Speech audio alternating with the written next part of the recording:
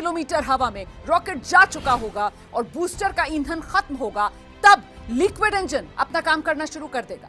Rocket के उड़ान भरने के 200 सेकेंड बाद इसमें इग्निशन होगा और सबसे जटिल हिस्सा high thrust cryogenic upper stage, तकनीकी भाषा में C-25 नाम इसको दिया गया है। अभी तक सिर्फ 6 देश ही इस क्रायोजेनिक इंजन को बना पाए हैं और हिंदुस्तान उन्हीं में से एक है। इसकी खासियत यह है कि बेहद कम तापमान पर रॉकेट ईंधन का इस्तेमाल करता है। इसमें 28 टन लिक्विड ऑक्सीजन और लिक्विड हाइड्रोजन भरा हुआ है। तो इन तीनों इंजन की जिम्मेदारी है सबसे ऊपर वाले हिस्से में फिट चंद्रयान के इंटीग्रेटेड मॉड्यूल को पृथ्वी की बाहरी कक्षा में पहुंचाना। वैसे आपको बता दें कि इस LVM-3 रॉकेट की सफलता की जो दर है वो 100% मतलब 100% रही है। पिछले 6 लॉन्च जो हैं वो सफल रहे हैं। चंद्रयान 2 भी इसी सीरीज के रॉकेट से आसमान में गया था।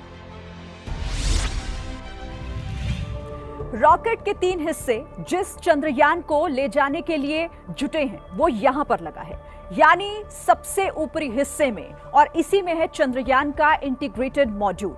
इसके भीतर वही प्रोपल्शन मॉड्यूल है जिसके ऊपर चंद्रयान 3 फिट है।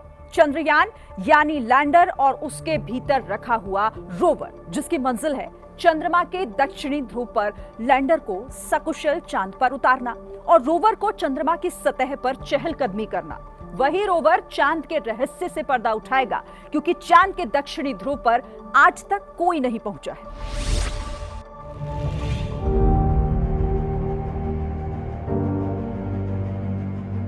अब रॉकेट कैसे चंद्रयान को पृथ्वी की बाहरी कक्षा में पहुंचाएगा, वो हम इसके रूट के जरिए समझाते हैं। ये जो मेरे पीछे आप लॉन्च व्हीकल्स देख रहे हैं, दोनों S-200 बूस्टर के एक साथ इग्निशन के बाद उड़ान भरेगा।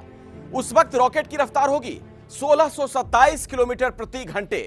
इसके बाद L110 liquid stage engine start होगा। लॉन्च के 108 सेकेंड बीत जाने के बाद रॉकेट तब तक आसमान में 45 किलोमीटर ऊपर पहुंच चुका होगा। रफ्तार बढ़कर हो जाएगी 6437 किलोमीटर प्रति घंटे। इसके बाद दोनों बूस्टर 127वें सेकेंड में यानी करीब 2 मिनट के बाद रॉकेट से अलग होंगे। तब तक आसमान में 62 किलोमीटर ऊंचाई पर रॉकेट पहुंच चुका होगा। रफ्तार बढ़कर पहुंच चुकी होगी करीब 7000 किलोमीटर प्रति घंटे। इसके बाद चंद्रयान 3 को वायुमंडल की गर्मी और नुकसान से बचाने वाली हीट शील्ड अलग होगी, यानी जिस हिस्से में चंद्रयान का इंटीग्रेटेड मॉड्यूल है वो अलग होगा और चंद्रयान का इंटीग्रेटेड मॉड्यूल खुले आकाश में दिखने लगेगा। 195वें सेकेंड हो चुके होंगे आसमान में 115 किलोमीटर की ऊंचाई पर और रफ्तार 9200 किलोमीटर के पार लिक्विड इंजन रॉकेट से अलग हो जाएगा और रफ्तार बढ़कर 16000 किलोमीटर के पार होगी और फिर लॉन्च व्हीकल से यह लिक्विड इंजन भी अलग हो जाएगा। अब इस क्रायोजेनिक इंजन के काम करने की बारी आएगी। 2 सेकंड के भीतर क्रायोजेनिक इंजन स्टार्ट होगा। 308 सेकंड बीतते ही यहां से 954 सेकंड तक क्रायोजेनिक इंजन जमीन से 175 किलोमीटर की ऊंचाई तक चंद्रयान को लेकर जाएगा और अब तक रफ्तार दुगनी हो चुकी होगी 36,871 किलोमीटर प्रति घंटे।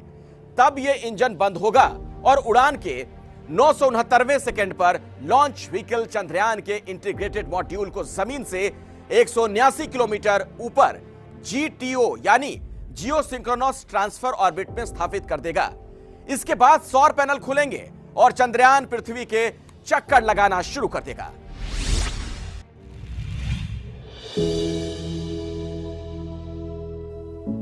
यहीं से अगले 1 महीने तक चंद्रयान पृथ्वी के चक्कर काटने के बाद और धीरे धीरे चरणों में अपनी कक्षा बढ़ाने के बाद चांद की कक्षा में प्रवेश करेगा। चंद्रमा की कक्षा में प्रवेश के बाद 100 किलोमीटर की कक्षा में आने के बाद लैंडर को प्रोपल्शन मॉड्यूल से अलग किया जाएगा। फिर लैंडर अपनी स्पीड कम कर सकेगा, जिसके बाद आदर्श परिस्थिति में लैंडर की चांद पर सॉफ्ट लैंडिंग होगी। लैंडर के चंद्रमा की सतह पर उतरने के बाद रोवर लैंडर से नीचे आएगा और चंद्रमा की सतह पर चलेगा। चंद्रयान 2 के लैंडर विक्रम ने चंद्रमा की सतह से करीब 2 किलोमीटर पहले ही संपर्क खो दिया था और चांद पर उसकी क्रैश लैंडिंग हो गई थी। लेकिन इस बार मिशन चंद्रयान 3 में ऐसा क्या सुधार किया गया है जिससे मिशन की सफलता के चांसेस और बढ़ जाते हैं? इसके लिए आपको लेकर चलते हैं इसरो सेंटर। अब हम आ चुके हैं इसरो के सेंटर में, जहां चंद्रयान के हिस्सों को असेंबल किया गया है। यहां पर आपको यह जानना जरूरी है कि चंद्रयान 3 में बदलाव क्या हुए हैं। चंद्रयान 3 में जो पहला बड़ा बदलाव है वो ये कि ऑर्बिटर इस चंद्रयान 3 में मौजूद नहीं है, क्योंकि चंद्रयान 2 का जो ऑर्बिटर है वो अभी भी चंद्रमा की कक्षा में बिल्कुल ठीक तरीके से काम कर रहा है और जरूरत पड़ने पर इससे संचार में मदद ली जा सकती है। तो चंद्रयान 3 में ऑर्बिटर नहीं है और इसकी जगह प्रोपल्शन मॉड्यूल को लगा दिया गया है, जो नेविगेशन में मदद करेगा, यानी आवश्यक कक्षा में ठीक से पहुंचाने में मदद करेगा चंद्रयान। चंद्रमा के चक्कर लगाते हुए चंद्रयान का डेटा पृथ्वी तक पहुंचाने का काम करेगा। और साथ ही आपको बताती हूं कि जो लैंडर है उसको इस बार और ज्यादा मजबूत बनाया गया है, ताकि लैंडिंग का प्रभाव झेलने में वो बेहतर रहे। पिछली बार आप जानते हैं लैंडिंग के वक्त ही गड़बड़ी हो गई थी। लैंडर के पैर जो हैं वो इस बार और अधिक मजबूत बनाए गए हैं, ताकि जो लैंडिंग का इंपैक्ट है उस समय ज्यादा मजबूती से चांद पर कदम अपने जमा सके। बड़े अधिक शक्तिशाली सौर पैनल्स मतलब सोलर पैनल्स का इस्तेमाल किया गया है, ताकि लैंडिंग तक पावर को लेकर किसी तरीके की कोई कमी, किसी तरीके की कोई दिक्कत ना हो। साथ ही स्पीड कंट्रोल करने के लिए भी एक्स्ट्रा सेंसर्स लगा दिए गए हैं, ताकि जो गति है उस पर नजर रखी जाए, गति का सही आकलन किया जा सके। और साथ ही इसमें कई फॉल बैक यानी वैकल्पिक सिस्टम और सेंसर्स लगाए गए हैं, ताकि किसी सिस्टम किसी सेंसर में अगर कोई दिक्कत होती है, कोई फेल हो जाता है, तो फिर उसकी जगह दूसरा सिस्टम, दूसरा सेंसर काम कर सके। चंद्रयान 2 लैंडर की विफलता की वजह बनने वाली जो सॉफ्टवेयर की समस्या थी ना, उसे इस बार पूरी तरीके से ठीक कर लिया गया है। लैंडर में अब 5 मोटर की जगह इस बार 4 मोटर ही लगाए गए हैं, और इस वजन का इस्तेमाल जो है वो दूसरे काम में लिया गया है। मतलब लैंडर में इस बार चंद्रयान 2 के मुकाबले फ्यूल ज्यादा है, जिससे लंबे समय तक बेहतर नेविगेशन मिल सकेगी और गलती की गुंजाइश ना रहे। इसके लिए सैकड़ों बार इस पूरे सिस्टम की टेस्टिंग भी की जा चुकी है। करीब 3,84,000 किलोमीटर का सफर इस चंद्रयान को तय करना है, और इसी में मदद करेगा हमारा ये बाहुबली रॉकेट, जो 4,000 किलो वजन तक को जियो स्टेशनरी ऑर्बिट में स्थापित करने में सक्षम है। और चंद्रयान 3 का कुल वजन है 3,900 किलो। चंद्रयान 3 को सफल बनाने के लिए लैंडर को पहले से ज्यादा मजबूत बनाया गया है, जबकि रोवर को हल्का। लैंडर 1726 किलो का है और रोवर महज 26 किलो का। और अब आखिरी लेकिन सबसे अहम बात, और वो ये कि आखिर इस तरह से चांद पर पहुंचकर क्या हासिल होगा, ये सवाल शायद आपके मन में भी होगा।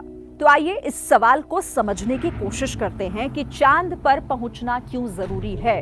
कुछ अहम बातें इससे जुड़ी हुई आपको हम बताते हैं। देखिए, जिस ब्रह्मांड के भीतर हमारी पृथ्वी मौजूद है, उसे समझने के लिए सबसे नजदीकी चांद को समझना जरूरी है। ये दुनिया को अपनी क्षमता दिखाने का मौका है कि हम कम खर्च में रॉकेट लॉन्च से लेकर स्किल्ड मैन पावर के जरिए कामयाब हो पाए हैं। अरबों डॉलर का ये अंतरिक्ष बाजार है, जिसमें हमारी मौजूदगी और ज्यादा मजबूत हो जाएगी। और देखिए, सिर्फ यही नहीं, दुनिया को हम ये बता पाएंगे कि बिना किसी विदेशी मदद के हम इस अकल्पनीय मुकाम तक पहुंच पाने में सक्षम हैं। चंद्रमा पर सॉफ्ट लैंडिंग करने वाला चौथा देश बनकर भी दिखाना है। चंद्रयान 2 की पिछली असफलता को पीछे छोड़कर इसरो और देश के मनोबल को और ज्यादा बढ़ाना है। और चंद्रयान 3 की सफलता से हमें सूर्य मिशन और मानव अंतरिक्ष मिशन गगनयान के लिए भरोसा भी पैदा होगा।